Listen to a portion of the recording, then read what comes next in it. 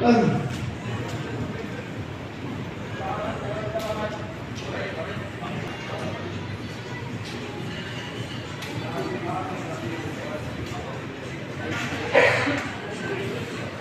mga guys, dito po tayo sa venue ng DPWH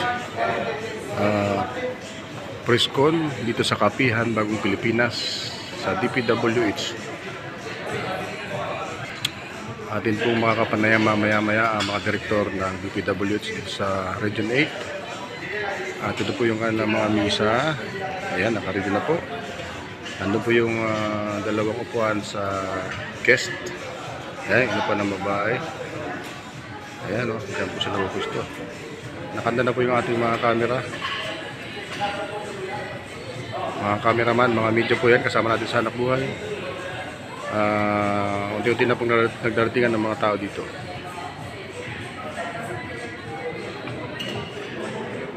Ayan, so nag-aanda na po ng mga pagkain dito.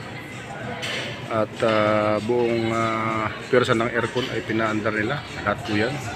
Kaya napakalamig, so pwede po tayong magkape dito. Gusto nyo magkape dito. Ayan o. Hot water. So ayan, nandun na po yung mga officialis ng DPWH. Nag-uusap-usap sila.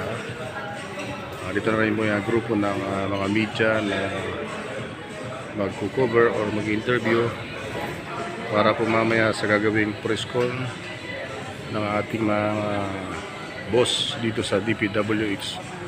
Kasama na po mga direktor. Pakita po natin ang mga table nila. Ayan po.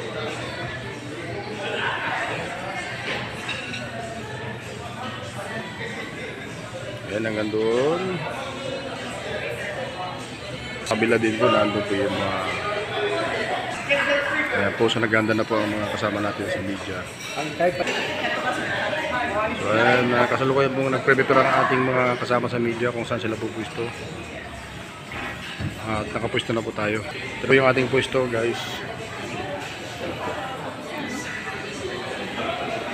Ano po ang ating isang direktor, guys. Sama na po yung classmate ni Kuya. Ayan po.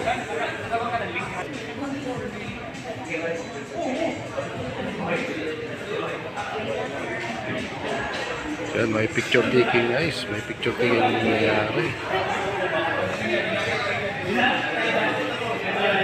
Ayan po yung direktor. Sa direktor.